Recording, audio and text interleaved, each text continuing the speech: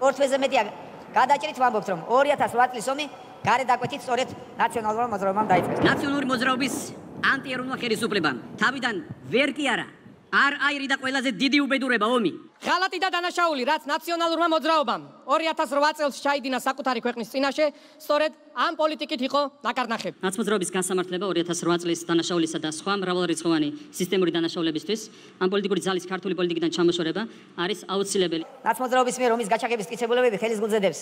გასაგებია, რომ ცნობილ რეზოლუციაზე ხმის მიცემის შემდეგ კი ტალიამინის დასკვნაზე დათანხმებით მათ საომარი მოქმედებების დაწყება ისედაც აღიარებული აქვს. რომ გვახსოვდეს თუ რა ვითარება იყო 90-იან წლების მერე დატოვებული იქ ხო რუსი ეგრეთ წოდებული სამშვიდობოებით და ჭადრაკის დაფასავით იყო ხო ესე კი არ იყო რა გამყოფი ხაზი იყო რომელიც აქეთაც იყო კონტროლი ქართული სახელმწიფოს და იქით არა არის დიდი და პატარა ლიახვისხეობა და არის სოფლები რომელიც არის მოშორებული ანუ შუაში არის ტერიტორია რომელიც იყო დე ფაქტო რუსეთის კონტროლის ქვეშ. ცხინვალის რეგიონში იყო რუსული ბატალიონი სამშვიდობო ძალების და ყოველთვის ბჭყალებში უნდა მოიხსენიოთ ეს სამშვიდობო ძალები იყო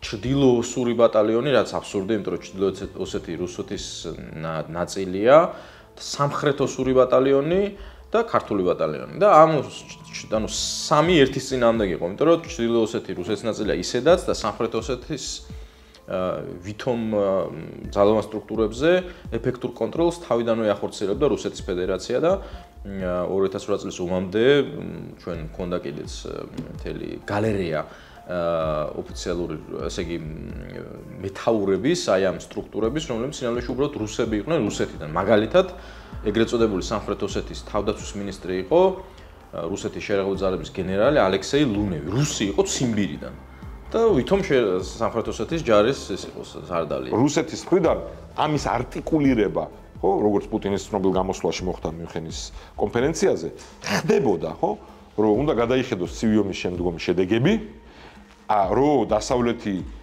ახდენს ინფილტრაციას ჩვენ სივრცეში და ჩვენი სივრცე მათი აზრით იყო ყოფილსად კავშირი.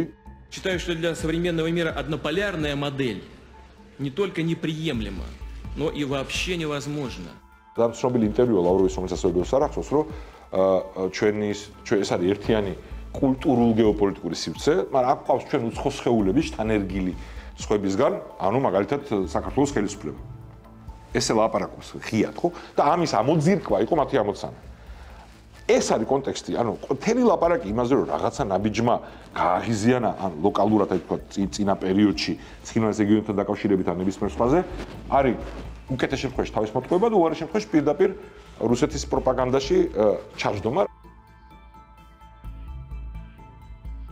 ომის წინა პერიოდში, ანუ მე შემიძლია გავიხსენო, რომ საქართველოს მთავარი პოლიტიკური ამოცანა იყო კონფლიქტის ზოგადად ინტერნაციონალიზაცია. ანუ ჩვენ, როდესაც მაგალითად მე წავედი როგორც საქართველოს ელჩი ევროკავშირში, გავემგზავრე 2005 წლის ბოლოს ბრიუსელში. ფაქტიურად ამ დღიდან ჩემი ერთ-ერთი მთავარი პოლიტიკური ამოცანა იყო, რომ ჩვენ უზრუნველყოფა გაგვეკეთებინა საერთაშორისო სადამკვირვებლო მისიების, ასე ვთქვათ, გაძლიერების კონფლიქტის მიმდებარე ზონებში. რატო ვითხოვდით ჩვენ საერთაშორისო მისიებს და ჩართულობას და ადგილზე მონიტორინგს? იმიტომ რომ სწორედ ამ მიზეზით, რომ ჩვენ მუდმივად გვიწევდა პროვოკაციებზე, ასე ვთქვათ, რაღაც პროვოკაციების თავიდან აცილება, ან ფიქრი პროვოკაციაზე როგორ გვეპასუხა და პროვოკაციები ერთადერთი, ვინც ამ პროვოკაციებს ეწეოდა, ეს იყო რუსეთის ფედერაცია. ჩვენ ნახეთ ეტაპობრივი მცდელობები რუსეთის, რომ იმ პროცესისთვის, საქართველოს სახელმწიფოს გაძლიერების პროცესისთვის ხელი შეეშალა. ჯერ შიდა პოლიტიკური არეულობის მოწყობამდე სანამ მივიდა საქმე იყო პირველი რეაქცია, ანუ გამწვავება ვითარების ცხინვალის რეგიონში. ყველაზე უფრო ადრე 2004-შივე, ხო, ეს მოხდა. არა, მე კიდე გადავახტე საკითხი, ჯერ იყო ასლანაბაშიძის საკითხი, ხო?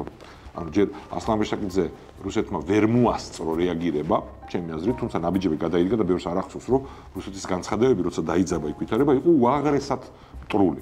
ანუ პირდაპირ საქართველოს ხელისუფლებას, ანუ ცენტრალურ ხელისუფლებას ადანაშაულებდნენ დაძაბვაში და იყო პირდაპირ მუქარები რომ ამაშება სისხლის რო გამოიწვიოს, უდიდო მიმოსვლა მაშინ გაუკეთეს აჭარაში მცხოვრებ საქართველოს მოქალაქეებს, ანუ ესეთი ჟესტიც გააკეთეს, ხო? და იყო წვრთნების ჩატარება სამხედრო ნაწილის მიერ აჭარაში, როგორც დემონსტრირება იმისი, რომ აქ შეიძლება ზალა გამოყენებული იქნას. მაშინვე ძალიან სწრაფადვე ვითარდება ცხინვალის რეგიონში და იძაბა საფრთხეში 2004 წლის და პირველი დაძაბვა მოხდა მარტივი გზით, გადაკეთვით, შემოვლითი გზის გადაკეთვას მოყვა შემოვლითი გზის გაკეთება ქართული მხრიდან და მან უკვე დაიწყო შეტაკებები. ხო? და ამ შეტაკებების ჩაცხრობა მე მოხდა ისევ დასავლეთის და შეერთებული შტატების ჩართვის შედეგად და ამას მოყვა დივერსიული აქტები რკინიგზაზე, ელექტროგადამცემ ხაზზე, ხო?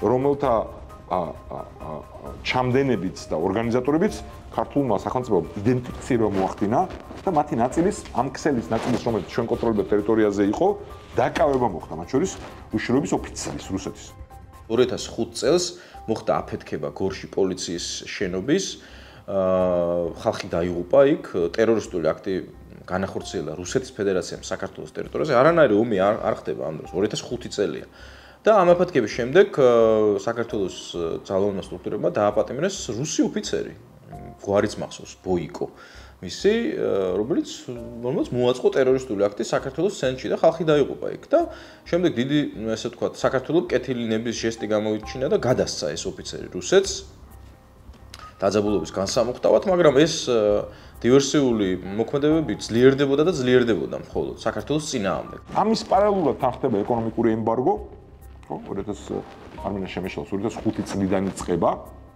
ეკონომიკური ემბარგო წყალზე, ღვინოზე, სხვა სოფლის პროდუქტებზე.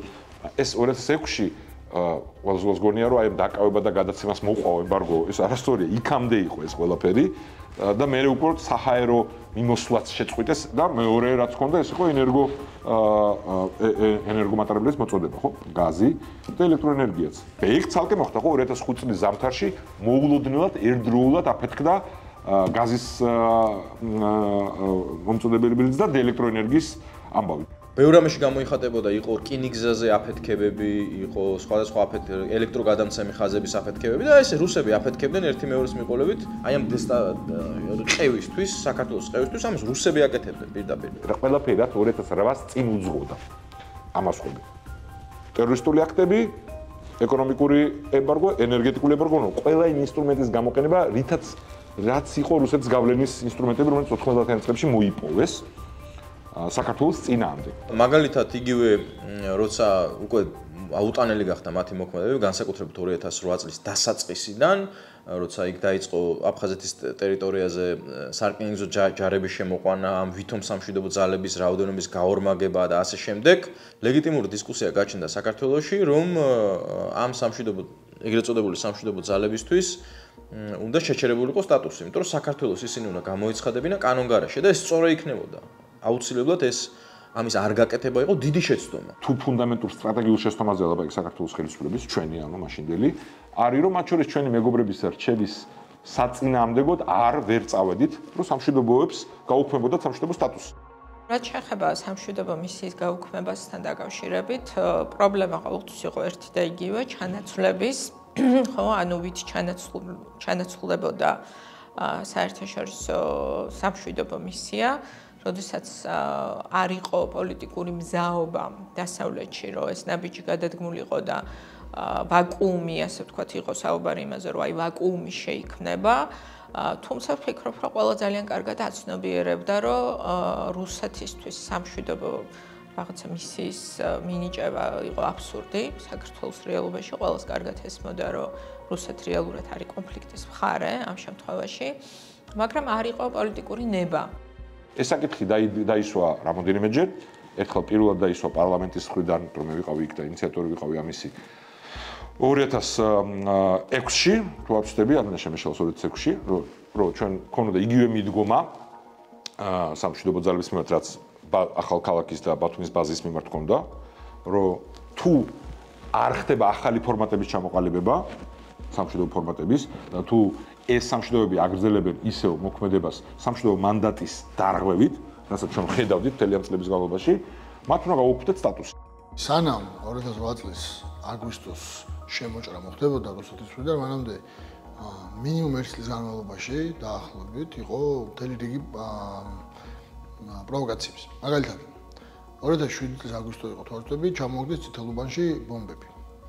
და ამაზე მე საქართველოს მოიწვია საერთაშორისო ექსპერტები დისკუსია ჰქონდა გაიუთოში სხვაგან დასადგენად და იმაზე სასაუბროდ რომ რუსეთის თვითმფრინავმა დაარღვია ჩვენი საჰაერო სივრცე, ჩამოაგდო ბომბი, არაფერი და უბრალოდ ისეთი ბომბი რა და აქედან გამომდინარე შეგვეძლო რომ რაღაც ევიდენსი ჰქონოდა.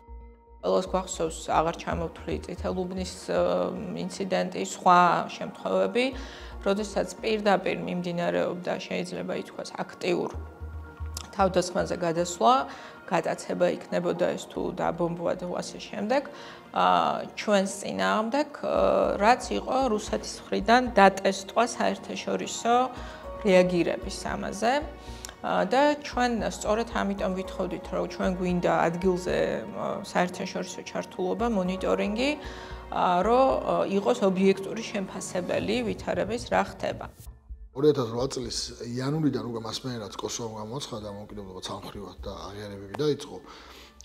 რუსეთმა დაიწყო ძალიან არამეგობრული ნაბიჯების გადადგმა ჩვენთან მიმართებაში. პირველი გამოვიდა სანქციების რეჟიმიდან, რომელიც იყო ცხინვალის და აფხაზეთის მიმართ. ესეთი სანქციების რეჟიმი იყო, რომელიც 14 წელიწადის განმავლობაში არსებობდა და დემონსტრაციულად დატოვა.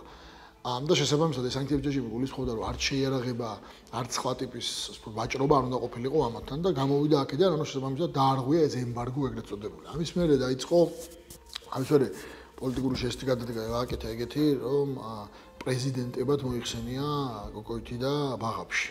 მანამდე ამას არ აკეთებდა ხოლმე და ეს უკვე ღია წერილი დაპატიჟა შეხვდა. ამის მერე დაიწყო სარკინიგზო ჯარების შეყვანა აფხაზეთში და ეგრეთ წოდებული როტაციის გამართლებით, სამშვიდობოების როტაცია შეიძლებოდა მძიმე ტექნიკის და თავისი ჯარისკაცების და ჯარის შეყვანა ორივე რეგიონში. ანუ როგორც აფხაზეთში დსთ სამშვიდობოებში, ისე ცხინვალში შერეულ სამშვიდობო მისიაში. ამის მერე 28 აპრილი იყო თუ არ ვცდები, როცა ქართული დრონი, რომელიც ხშირად იღებდა ხოლმე, რუსული მიგი აფრინდა და ჩამოაგდო. ცხინვალის ფრონტზეც იყო პერიოდები მათი გააქტიურების დივერსიული აქტებისა მთელი ამ პერიოდის განმავლობაში და ბოლო უძღოდა წინ სწორედ 20 წლის აგვისტოს, ხო? სანაკოების კორტეჟის აფეთქება. ბენეფისი იყო აგვისტოს დასაწყისი, როცა უკვე ჩვეულებრივად დაიწყო დაბომბვა ქართული სოფლების.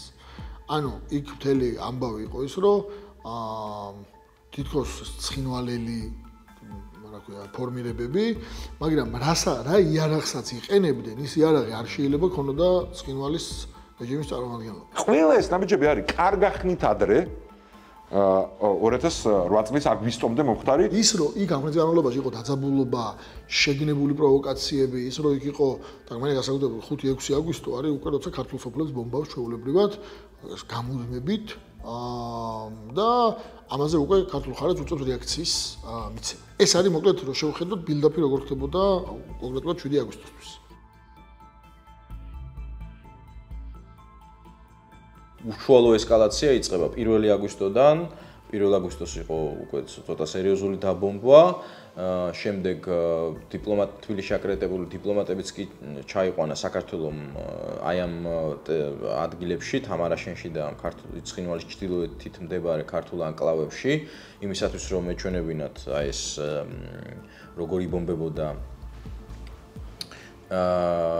ქართული სოფლები. ჩვენ მაშინ ეუთოსგან ყველა ელჩი ჩამოვიყვანეთ აქ და ცხინვალში მყავდა ჩვენ ამ პერიოდის განმავლობაში არის ბევრი მაღალი დონის ვიზიტი საქართველოში, ჩამოდის მაგალითად გერმანიის საგარეო საქმეთა მინისტრი შტაინმაიერი, ჩამოყავს ხავიერ სოლანა, რომელიც ასევე აფხაზეთში წმიდიან, რომლებიც თავიანთ გეგმასდებენ იმაზე ეს რო აღარ დაიძაბოს, რომლებიც ხვდებიან რომ რუსეთი აქ რაღაცას აპირებს. უშუალოდ ომის დაწყების წინა თვეებში იყო აქტიურობა გერმანიის ფედერაციული რესპუბლიკის მხრიდან, მაშინდელი საგარეო საქმეთა მინისტრი და ამჟამინდელი პრეზიდენტი გერმანიის ფრანკ ვალტერ შტაინმაიერის მხრიდან ასეც კი მოიხსენებოდა ის დოკუმენტი, რომელიც შედგა მაშინ შტაინმაიერის გეგმა, რომელშიც საუბარი იყო რაღაც ცვლილებებზე რაღაც კომპრომისზე ერთი სიტყვით, როცა მაგალითად თავისუფალი ეკონომიკური ზონა ცხადდებოდა ოჩამჩირეში, რუსეთის სამშვიდობო ძალებს უნდა გადაენაცვლათ მდინარე ხალიძგაზე, ანუ აფხაზეთის სიღრმეში და დაუშვათ გარკვეულ კომპრომისებზე საქართველოს მიდიოდა. შემდეგ ბოლო დისკუსია და დიალოგი მიმდინარეობდა ამ გეგმის ირგვლივ. ბოლო შეხვედრაზე, რომელიც უნდა გამართულიყო შვედეთში, აფხაზური რეჟიმის წარმომადგენლებმა თქვეს, რომ მათ დრო არ ქონდათ ამ შეხვედრაში მონაწილეობის მისაღებად, იმიტომ რომ შვებულებაში ვართო. და ეს უკვე ასევე სიმპტომი იყო, რომ ვითარება მიდიოდა უარესისკენ. ჩვენ გამოვიყენეთ მაშინ თორსები ეს იყო ბუქარესტის ინსტრუმენტი, ვენის ინსტრუმენტი, ვენის დოკუმენტი ეგრეთ წოდებული. ეს იყო პირველად 90-იანი წლების მერე, როცა რომელიმე ქვეყანამ ეს ინსტრუმენტები ამოქმედა. ამ ინსტრუმენტების არსი არის, რომ რაღაც დაძაბული სიტუაცია განმოხტო, მეტი ინფორმაცია მოიპოვო და ეხლა რომ გავამარტივო, არსი იყო ის, რომ რუსი იზის იქ სამხედრო ან ვიღაც სხვა და შენ მას ყველასთან დასწრები და ვიკითხავ, მოდი ასე ვთქვა. და მას უწევს პასუხების გაცემა უხერხულ კითხვებზე, ამხელ, მოკლედ ესეთი რაღაცები არ გამეორდეს მომავალში. შესაბამისად, აქ ფერი ამბავი იყო, რომ ანუ ესე იგი ცნობიერება ამ თემების ირგვლივ და ცოდნა გაგვეზარდა ჩვენს პარტნიორებს. იყო ძალიან ბევრი პროვოკაცია და ჩვენი მხრიდან იყო მოთხოვნა საერთაშორისო რეაგირების, ხო? იმიტომ რომ ძალიან მნიშვნელოვანი იყო როგორც რეაგირება არამხოლოდ განცხადების დონეზე, ჩვენ მოვითხოვდით მეტ რეაგირებას. და როგორც წესი, ყველა ამ ინციდენტის შემდეგ იყო ძალიან დიდი ძალისხმევა, რომ რაღაცა რეაგირება მიეცათ. მათთვის ის მდგომარეობა იყო პრინციპულად მნიშვნელოვანი, რომ შენარჩუნებული იყო, რაც ვარდების რევოლუციამდე იყო საქართველოში. ვერ შემდგარი სახელმწიფოს ვითარება. ხო, სადაც გარანტირებული იყვნენ, რომ მათი გავლენა შენარჩუნებოდა, სადაც გარანტირებული იყვნენ, რომ ეს პუტინის ზოგად ხედვას ევროატლანტიკური სივრცის წინააღმდეგ მოქმედებისას ხელს არ შეუშლიდა. ანუ ყველა ინსტრუმენტი, რაც მათ ხელთ იყო, ღია სამხედრო აგრესიის გარდა, აგრესია მიმდინარეობდა მთელი ამ წლების განმავლობაში. და ამ ნაბიჯებმა აღარ ჩამოუთვლი ხელახლა ხო ყველაფერ ამას. ვერ გამოიღო ის შედეგი, რაც მათ სურდათ. ხო? ხელისუფლების შეცვლა საქართველოში და საქართველოს სახელმწიფოებრიობის გაძლიერების შეცვლა. ამის შესანარჩუნებლად, ანუ სახელმწიფოებრიობის არ დასაშვებად ეკეთებოდა ეს ყველაფერი. და როცა ამ ყველაფერმა ვერ გამოიღო შედეგი, დარჩა სამხედრო აგრესია, როგორც ბოლო ინსტრუმენტი ამ სტრატეგიული ამოცანის მისაღწევად ქართული სახელმწიფოს წინააღმდეგ და აი ასე მოვდივართ 2008 წლამდე. რუსეთის მხრიდან 2008 წლის 7 აგვისტოს დღის განმავლობაში საგარეო საქმეთა სამინისტრომ განცხადება გააკეთა 2008 წლის 7 აგვისტოს თორსები 2 თუ 3 საათი დადებული დღის განცხადება, სადაც საგარეო საქმეთა სამინისტრო აკეთებს აქცენტს იმაზე, რომ რუსეთიდან შემოდის ტექნიკა ცხინვალში. 7 აგვისტოს საგარეო საქმეთა სამინისტროს განცხადება ასევე საქართველოს ხო და შეგვიძლია ნახოთ საერთაშორისო პრესაში გამოქვეყნებული, სადაც პირდაპირ საუბრობთ რუსეთის მაშინ საგარეო საქმეთა სამინისტროში ვიყავი მე და ამიტომ სადაც ვლაპარაკობთ იმაზე, რომ რუსეთის მხრიდან შემოდის ტექნიკა. და რომ ეს არის აგრესიის ტოლფასი. უშუალო ტრიგერი იყო, რა თქმა უნდა, ცნობა, რომ საქართველოს სახელმწიფო საზღვარი 7 აგვისტოს გადმოკვეთა ასეულობით რუსულმა ჯავშან ტექნიკამ, რომელიც არ შედიოდა ეგრეთ წოდებული სამშვიდობო ძალების შემადგენლობაში და ეს იყო სრულიად სარწმუნო ცნობები. მე ფიზიკურად საქართველოში არ ვიყავი, ანუ მე მაგ დროს ვიყავი ევროპაში და როცა გავიგეთ გამაგებინეს რომ გვაქვს მონაცემები ღია სამხედრო აგრესიის, მაშინ გამოფრინდი და 8-ში ღამით გვიან 9-ში დილით ადრე დავუბრუნდით საქართველოში. ხო, და წავედით უფრო ადრე, მახსოვს რა რიცხვი იყო. ანუ როცა შედარებით ჩაწნარებული იყო ვითარება, მე მაშინ მშვიდობის საბჭოს დივანი არ ვიყავი, საგარეო საქმეთა მინისტრის მოადგილე ვიყავი. დადგა ისეთი რეალობა, რომ ერთის მხრივ იღუპება ხალხი, ეს დაბომბვა ძლიერდება, მაგრამ მეორეს მხრივ მივიღეთ მოცემულობა, როცა სახელმწიფო საზღვარი გადაკვეთა დიდმა დაჯგუფებამ ტრული სახელმწიფო შეერღებული ძალების დიდმა დაჯგუფებამ და როცა ერთი ქვეყნის შეერღებული ძალები კვეთავს მეორის საზღვარს ამ უკანასკნელის თანხმობის გარეშე, ამას საერთაშორისო სამართალში ეწოდება ომის აქტი. 7-ში დილით როცა ეს მონაცემები ჩვენ მივიღეთ, რომ შემოდის ძალები და ეს მონაცემები ჰქონდა პაკეტში იმასთან ერთად, რომ ქართული სოფლების პირდაპირ ფიზიკური საფრთხე ჰქონდათ და ასევე თუ ვაცლიდით ამ ჯერების შემოსვლას საკომუნიკაციო მთავარ მაგისტრალთან და დედაქალაქთან შეიძლება ძალიან სწრაფად მოსულიყვნენ, მაშინ მიიღო ქვეყნის პოლიტიკურმა ხელისუფლებამ გადაწყვეტილება, რომ შერეღებული წინააღმდეგობა გაეწია აგრესიისთვის. და ამას წინ უძღოდა მცდელობა ცეცხლის შეწყვეტისა, საჯაროდ იქნა გამოცხადებული ეს, მინისტრი იაკობაშვილი ჩავიდა მაშინ იქ და მისი კოლეგა ვერ ჩამოვიდა, ხო, რაღაცა ეს საბურავი დაეშვა, ხო, დეტალებია, მაგრამ ეგეც აჩვენებს, ხო, დამოკიდებულებას და გაგრძელდა შემოსვლა როკის გვირაბით სამხედრო ტექნიკის და გაგრძელდა დაბომბვა ქართული სოფლების. როცა მაგალითად საბჭოთა კავშირის შერეღებულმა ძალებმა გადაკვეთეს ფინეთის საზღვარი 1929 წელს და ფინეთის სახელმწიფო მათ გაუხსნა საარტილერიო ცეცხლი, არავის არ უთქვამს, რომ ომი ფინეთმა დაიწყო.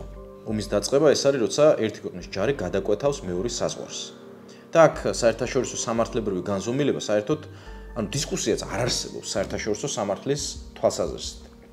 ვისი ბრალია ეს ომი, იმიტომ რომ ეს ომი მოხდა საქართველოს ტერიტორიაზე და არა რუსეთის ტერიტორიაზე. მეც ვთვლი, რომ ჩვენი ხელისუფლება პრეზიდენტის მეთაურობით არაადეკვატურად მოიქცა იმ სიტუაციაში. გაუმართლებლად მიმაჩნია აბსოლუტურად, რომ იქ საჯარისო ნაწილები სატყოპანაში მოვიდა და დაიწყეს საომარი მოქმედებები მანამ, სანამ რუსეთმა გადმოლახა საზღვრები. ამ ვითარებაში, როცა შემიცი, რომ დიდი რაოდენობით სამხედრო ტექნიკა და ძალა შემოდის ტრის ტერიტორიიდან და ამ სოფლებს საფრთხე ემუქრება და მეორე მხრივ თან დედაქალაქთან, მთავარ საკომუნიკაციო ხაზთან მანძილი არის ძალიან მცირე. თუ ამ დროს არ რეაგირებ და არ იცავ შენ ქვეყანას, ეგ არის ღალატის ტოლფასი. შვიდში ასევე არის ინტენსიური დაბომბები უკვე ქართული სოფლების ასევე, როგორც წინა დღეებში იყო და მე საღამოს არის გამოცხადებული ქართული მხარიდან ცალმხრივად ცეცხლის შეწყვეტა, ჩვენი მხრიდან არის პასუხი და იმის მიერ როცა არ ჩერდება, უკვე თუ არ ვთქვი ეს საღამოს 11 საათი და რაღაცა, როცა საქართველოს ხელისუფლება იღებს გადაწყვეტილებას, რომ ეგრეთ წოდებული ტერმინით, რომელიც ასევე გამოყენებული იქნა მე გამოძიება კომისიის დროსაც, არის რომ ჩააქროს საცეცხლე წერტილები ცხინვალში, ანუ საიდანაც არის სროლა და იწყებს შედარებით ფართო მასშტაბიან დარტყმას ამ საცეცხლე წერტილებს. ტალიავინი ხალხური თავის დასკვნაში ამას წერს, რომ აი ეს ეგრეთ წოდებული ახალ მასშტაბზე გადასვლას ამას უწოდებს, მაგრამ იქ ამას ძალიან ნათლად ამბობს, რომ ეს მანამდე დაიწყო ეს ყველაფერი. უბრალოდ ეს შეტევა იყო შედარებით უფრო ფართო მასშტაბიანი პასუხი. ეს ფართო მასშტაბიანი პასუხი არის ქართული ოცნების მხრიდან, არის თარგმნილი, რომ ომი საქართველოს დაიწყო. რა არის სული აბსურდი. ომი კი არ დაიწყო, უბრალოდ ერთ-ერთ ეპიზოდში უპასუხა უფრო არაპროპორციულად ვიდრე მანამდე პასუხობდა. თქვენ წარმოიდგინეთ, ანუ მაშინ კი თუ მტერს სურდა რეალურად ქვეყნის შიგნით დარღვევების მოწყმორო ქვეყნის ხელისუფლებამ უღალატა ქვეყანას და დაუშვა გენოციდი აი იმ სოფლების, რომლებიც იყვნენ ფიზიკურად პირდაპირ მიმულები არ იყვნენ ჩვენს მიერ კონტროლებად ტერიტორიებზე. რომ არაფერი არ გააკეთა, ისე იქნა ხალხი ამოწყვეტილი თამარაშენში, ავნებში, ყველა იმ სოფლებში, ხო? რატო არ ცადე ტრის გაჩერება? ტალიავინი საქართველოს როცა წერს, რომ რამე არასწორად გააკეთება, მარტო პროპორციულობაზე დაობს. იმაზე კი არა, რომ უფლება არ ქონდა ომი თავის ტერიტორიაზე დაიწყო ეს ბოთვა და საქართველოს ცნება. არა, ის ამბობს, რომ ეს პასუხი შეიძლება იყოს არაპროპორციული. რაც არის სადაო, მე მგონია, რომ იყო პროპორციული, ვიღაცას გონია, რომ იყო არაპროპორციული, მაგრამ ეგ სხვა თემა არის, ვიდრე ის, რომ შენ დაიწყე შენ ტერიტორიაზე. რეალურად ჩვენ უმძიმეს დარტყმა მივიღეთ ტერიტორიის თვალსაზრისით და ადამიანების სიცოცხლეებში, როგორ საშინელებები მოხდა. მასშტაბი ამ საშინელების იქნებოდა ბევრად უფრო მძიმე და საერთოდ გამოღწევის საფრთხე იქნებოდა ყველა ამ სოფლების მოქალაქეებს, რომ არ ყოფილიყო ქართული ძალების შერეღებული მოქმედება, რომელიც შემომოვალ მტერს უპირისპირდებოდა სამხედრო გზით. 7-ში საღამოდან. 8-ში რუსეთმა უკვე ღიად შემოიყვანა რეგულარული არმია. ანუ განსხვავება ის არის, რომ 7-ში რაც ყავდა შემოყვანა, რაც კიდევ ერთხელ მათ ჯარისკაცებს ადასტურებენ, 8-ში უკვე განცხადების მერე ღიად შემოიყვანა. ის სხვადასხვა არმია რამდენიმე საათში დღის განმავლობაში 8-ში შემოვიდა, იმას მეტყოლებს, რომ ამის მზად იყო. შეუძლებელი არმია აყარო და 3 საათში და 4 საათში გადაიყვანოს სხვა ქვეყანაზე. უბრალოდ ლოჯისტიკურად არის შეუძლებელი, თუ ამისთვის არ გაქვს დიდი დაგეგმა გაკეთებული. და მე ხო ვიცით რომ მედვედევმა განცხადება გააკეთა, დიდი ხანია ამას გეგმავდით ოპერაცია იგეგმავდა 6 წლიდან, ხო? ანუ შესაბამისად, მე მგონი საერთოდ სულად ყველაფერი ნათელი არის, აქ ერთი ქართული უცნება და თავის პოლიტიკური მიზნებისთვის, რომელიც ამ ომს აბრალებს საქართველოს და რუსეთის ხელისუფლებას. План был подготовлен генеральным штабом где-то в конце 2006 или в начале 2007 года он был мной утвержден. согласован. Более того, в рамках этого плана проводилась и подготовка юго-осетинских ополченцев. საერთოდ დისკუსია ამ თემაზე თავისთავად როდის დაიწყო ომი არის ანტისახელმწიფოებრივი, ხო? ვინც არ უნდა აწარმოებდეს ამას, იმიტომ რომ აი დაუშვათ ერთი წამით, დაუშვათ რომ ბინძინა ივანიშვილის და რუსეთის, ანუ კრემლის და ივანიშვილის პოზიცია არის ესე რომ საქართველოს დაიწყო ომი.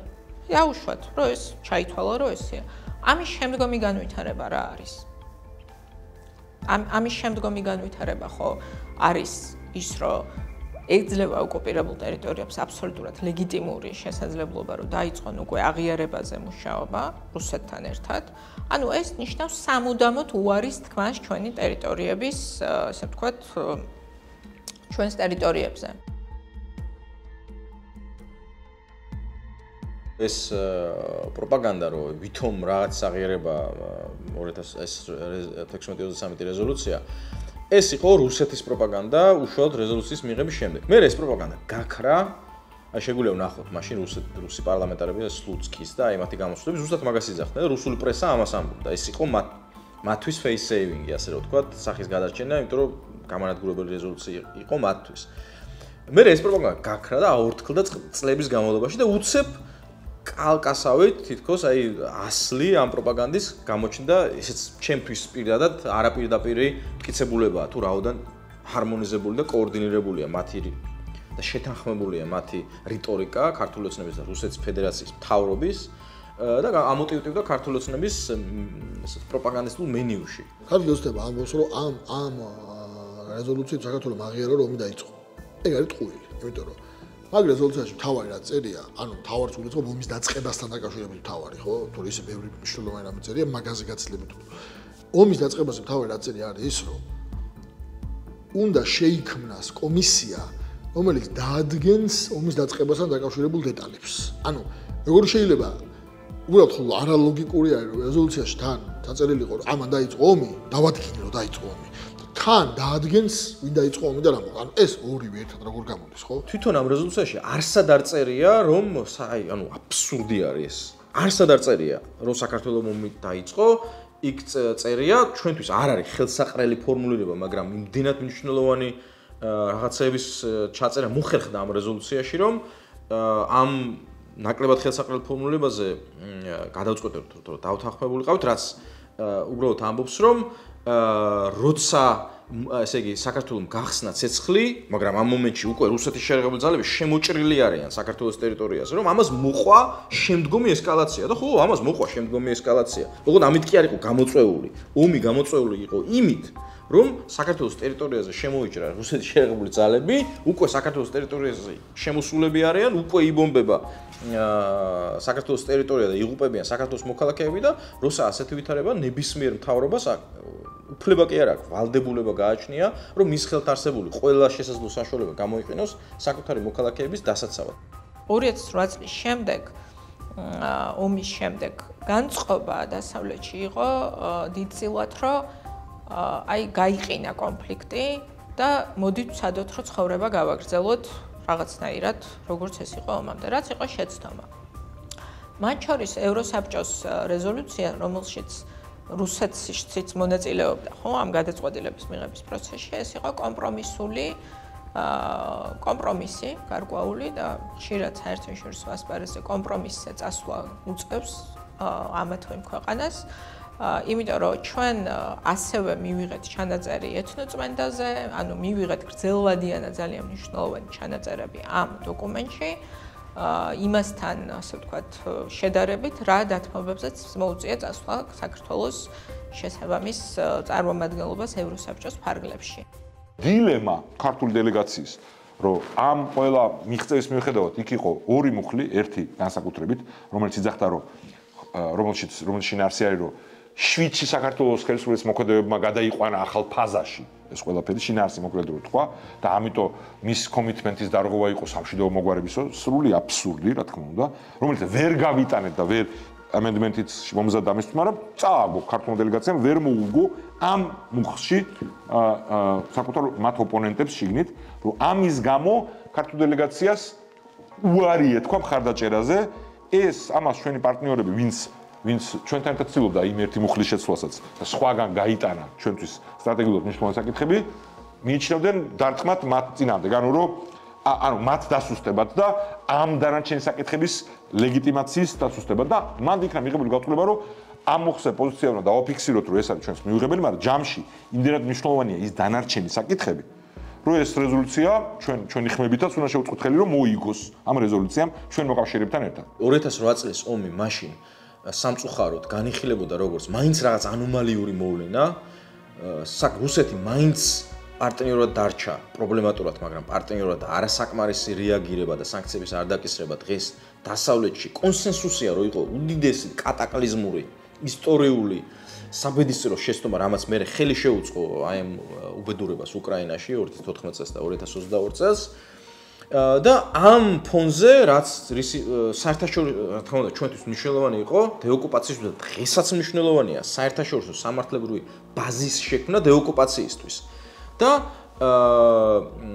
ეს რეზოლუცია იყო პიონერი და პირველი დოკუმენტი, რომელზეც შემდგომ დაშენდა მთელი საერთაშორისო სამართლებრივი ბაზა, რომელიც როცა მოხდება დეოკუპაცია, იქნება ბაზისი ამ დეოკუპაციის. ქართულმა დელეგაციამ იმუშავა ძალიან ეფექტურად და მოახერხა, რომ არა მარტო აი ეს ხაზი ჩვენი მტრის გაბათილებული იყო, რაც ჩამოვთვალე, არამედ დაფიქსირებული იყო ის, რომ სამშვიდობო ფორმატის ბრალია, რომ იქამდე მივიდა საქმე, ანუ რუსი სამშვიდობოების, რომელიც არ შეასრულეს ვალდებულებს არ ასრულებდნენ და რომ რუსეთმა და ცხინვალის რეგიონის მხარემ დაბლოკა ფორმატთან დაკავშირებით ცვლილებები. შეიტანეს ის, რომ ოკუპაცია ტერმინი ნახსენები და ეს ოკუპაცია უნდა შეწყდეს და მკაფიო მოთხოვნა იყო რუსული ჯარების გაყვანის, რომ გენოციდი კი არ იყო პირიქით ეთნიკური წმენდა მოხდა ქართველების. ანუ მაგალითები მომყავს ამ ყველაფერში და ხო და ბოლოში ასევე ეს მნიშვნელოვანი იყო ეს ჩვენი აღმოსავლეთ ევროპელი მეგობრების დახმარებით ჩაიდო რომ ხო დიალოგით უნდა გააწყოს ყველაფერი ზოგადად სასურველია. ოღონდ დიალოგს აქვს პრერეკვიზიტები მინიმალური და მინიმალური პრერეკვიზიტია რუსეთმა უნდა გაიყვანოს ჯარები და მოხდეს აღიარების უკან გაწვევა. ანუ ყველა ამ სტრატეგიულ საკითხში ქართულმა დელეგაციამ მაშინ მოკავშირეებთან ერთად მოუგო რუსეთს და მის ნებით თუ უნებლიე მოკავშირეებს შიგნით დისკუსიისას.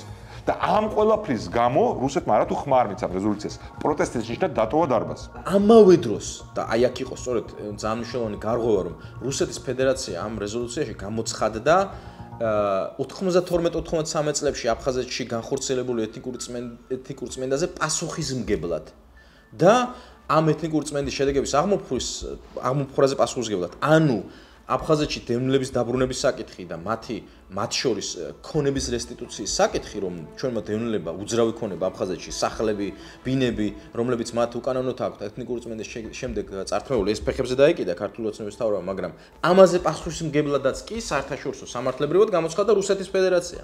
მაგ რეზოლუციაში და მე ტელეფონის დასვლაში ასევე რა დამტკისა და დადგინა და ითქვა არის, რომ არანაირი არც გენოციდი, რაზეც რუსეთი აპელირებდა მაშინ, იყო მისი გამართლება ხო რა, ორი გამართლება ჰქონდა, ერთი ის, რომ ქართველები ოსების გენოციდი ჩაიდინეს, რომელიც სულ ნათელი გახდა, რომ არათუ გენოციდი არ იყო, ახლოსაც არ არის საერთოდ, არაფერი კავშირი არ ჰქონდა მაგ ბრალდებას და მე უკან წაიღეს, იმიტომ რომ უბრალოდ ვერ დაამტკიცებ გენოციდი, არც განზრახვა ჩანდა და არც შესაბამისი ნაბიჯები იყო და არც რაოდენობა არ იყო ხალხის ეგეთი ან მოკლული ან ტარგეტირებული. იმ ხელისუფლებისგან ივანიშვილი დაწყებული, გაგრძელებული ყველა დანარჩენი, რომელიც პირდაპირ იძახდა, რომ საქართველოს ბრალია რომ ეს ომი მოხდა, ამ ბრალდების მოტრიალება, რომ თქვენი მოქმედებები აღიარებით ჩვენ მიგერა, თქვენ მოღალატები ხართ, საქართველოს თქვენ დააბრალეთ ომიო, ნუ აი ცინიზმის წვერვალია. ამას კი არა, რაც იმ რეზოლუციაში სამწუხაროდ იმ ერთ მუხლში წერია. არამედ ამაზე ბევრად უარესს იძახდნენ თვითონ ყველანი. ანუ ივანიშვილმა თქვა, რომ არაფერიო, როგორც უკვე გავიხსენეთ. ერთი სახლი დაინგრავა. დაravit არის სასწაული არ მოხდა რა. ერთ-ერთი ნავთორცნის შევარდა ერთ-ერთ სახლში მახსოვს და იქ რაღაც კედელი დააზიანა. არც ერთი ადამიანი არ გარდაცვლილა. იმ რეზოლუციაში ეგეთი მავნებლური სისულელე არ წერია. იქ წერია, რომ დაძაბულობა იქამდე დაიწყო და მძიმე მდგომარეობა იყო წლების განმავლობაში და განსაკუთრებით 7 აგვისტომდე დაიზაბავა. იყო ამ ჩანაწერის ინიციატორი რუსეთი, თუ იყო სხვა, მით უფრო უარესი. თუ კი ეს რუსეთი არ იყო და აღმოჩნდება, რომ თავდაცვალ მოძრაობა იყო ჩართული ამ პროექტის შედგენაში და ისინი იყვნენ ინიციატორები ამ ჩანაწერის. ამიტომ არ ვიცი, მათ უნდა გასცენ პასუხი, ვინ იყო ამ ჩანაწერის ინიციატორი, ერთი და მეორე მხარდაჭერას რაც შეეხება, კიდევ ერთხელ ხაზი უნდა გაესვას, რომ ნაციონალური მოძრაობა ცდილობდა გაემართლება საკუთარი მხარდაჭერა იმით, რომ თითქოს სხვა კარგი ჩანაწერები რაც არსებობს, ამის გამო ჩავარდებოდა რეზოლუცია, რაც არის ტყუილი. საუბარი იმაზე, რომ 7 აგვისტოს მოვლენებმა წინაპირობა შეუქმნა ხართომასშტაბიანი საომარი მოქმედებების განვითარებას და 8 აგვისტოს რუსებმა რაც ჩაიდინეს, ეს უკვე იყო საპასუხო რეაქცია საქართველოს ჯარისკაცების მიერ გაკეთებულ მიღებულ ქმედებებზე. ეს უკვე არის დანაშაული, პოლიტიკური, სერიოზული დანაშაული, შეცდომა დავარქვათ, თქვათ პირობითად, მაგრამ ეს დანაშაულია. მიუხედავად იმისა, რომ ძალიან ბევრი ჩანაწერია მათ საწინააღმდეგო და მათი დანაშაულების ანსახველი, იქ არის გარკვეული ჩანაწერი, რასაც როგორც ჩანს, მაშინ იმ ცხელ ფონზე მიაღწიეს, რაც არ იყო სასურველი რომ რეზოლუციაში მოხვედრილიყო, მაგრამ რაც კიდევ უფრო სამწუხაროა, ნაციონალური მოძრაობის წარმომადგენლები, რომლებიც ამ თემაზე დღეს თამამად საუბრობენ, აღმოჩნდა, რომ ხელს უწევენ და ხმას აძლევენ ამ რეზოლუციას, რომელშიც ეს ჩანაწერიც არსებობს. ჩვენ ყავს ხელისუფლება, რომელიც იმ ჩვენ ინტერესის სასარგებლო ხაზს აგზელებს ჩვენ თავის საკუთარ ქვეყნის შიგნით და საერთაშორისო ასპარეზზე.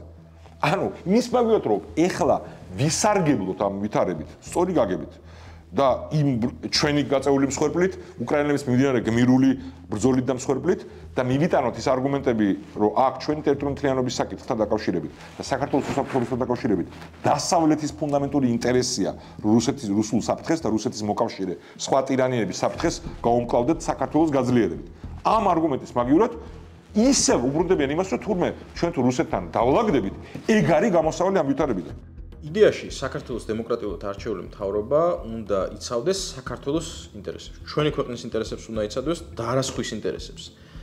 საქართველოსთვის ომის დაბრალება, საქართველოს აგრესორად გამოცხადება მთელ ამ საერთაშორისო სამართლებრივ ბაზას და მოცემულობას, რომელიც შეიქმნა ამ წლების განმავლობაში, დაგვიანებით, იმიტომ რომ 92 წლის მერე უნდა შექმნილიყო სამწუხაროდ. და წინა მთავრობამ არ გააკეთა ეს და ვერ გააკეთა.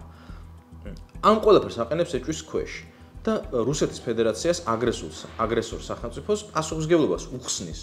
მაგალითად აუქმებს დევნილთა დაბრუნების თემას, ავტომატურად უქმდება. თუ კი ჩვენ გავიზიარებთ ამ რუსულ პროპაგანდისტულ ნარატივს, რომ საქართველო არის დამნაშავე და ბოდიში უნდა მოვიხადოთ. მაშინ ქრება საერთოდ რუსეთის ფედერაციის ვალდებულება, რომ დევნილები დაბრუნდნენ და მათ დაუბრუნდეთ მათი კუთვნილი ქონება და აღმოიფროს ეთნიკური წმენდის შედეგები. თუ კი ამ ნარატივს გავიზიარებთ, მაშინ საქართველოს ტერიტორიული მთლიანობის აღდგენის თემა უქმდება. ანუ საქართველო იგუება ოკუპაციას და თავისი ხელით ხელს აწერს ქვეყნის гулში, ესე იგი, საზღვრების გადმოწევას. Нынешнее грузинское руководство просто честно оценивает прошлое. Они так и сказали, что мы хотим примирения исторического. В каком виде, в какой форме это примирение может произойти, это решать самим странам и Абхазии, и Южной Осетии. განცხადება, რომელიც მოვისმინეთ ჩვენ პოზიტიურია, იმიტომ რომ ყველა აცნობიერებს და ჩვენც ხო ანალიზი უნდა გავაკეთოთ, ჩვენც გვაქვს ჩვენი შეცდომები დაშვებული და გვინდა რომ ამ ურთიერთშერიგებით გადავდგათ ისეთი ნაბიჯები, რომელიც ურთიერთპატიებას შეიცავს. Они соседи с Грузией, там все равно какие-то контакты неизбежны. Если будет интерес со всех сторон в нормализации этих отношений, обеспечении договоренности о ненападении, чтобы никогда больше не возникало ни у кого желания, мы в случае заинтересованности сторон будем готовы помогать. როდესაც რუსეთის ოფიციალური წარმომადგენელი ამბობს, რომ ის მზად არის ხელი შეუწყოს ამ დიალოგს, ეს ჩვენთვის არის ძალიან მნიშვნელოვანი. ჩვენ აუცილებლად გამოვზაბდით საკუთარ თავში ძალას, რათა ბოდიში მოვიხადოთ.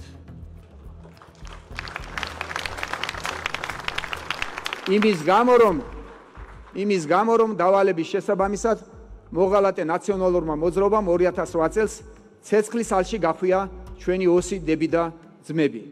დღევანდელი ხელისუფლების ყველა მოქმედება, რომელიც ჩვენ იზოლაციას იწვევს და რომელიც ისევ გაბრუნებს ქვეყნის შიგნითაც განწყობის თვალსაზრისით იმ ნარატივში, რომ რუსეთთან თუ დავლაგდებით, აი ამით შეიძლება გადავრჩეთ, არის პირდაპირ ღალატი ქვეყნის. იმიტომ რომ არ არსებობს არც ერთი წარმატებული მაგალითი იმისი, თუ ძალის პოზიციიდან არ ხდება ეს, თუ ძლიერი არ არის, ძლიერი სამხედრო პოლიტიკური მოკავშირე არ ყავს, რუსეთთან მეტნაკლებად ნორმალიზებული ურთიერთობებისაც კი და სახელმწიფოების შენარჩუნების. სისხლისღვრის გარეშე ყველგან სადაც სხვა ხელისუფლებებმა სცადეს ეს უკრაინაში, მოლდოვაში და საქართველოში სხვა ეტაპზე. შედეგი გვაქვს კატასტროფული.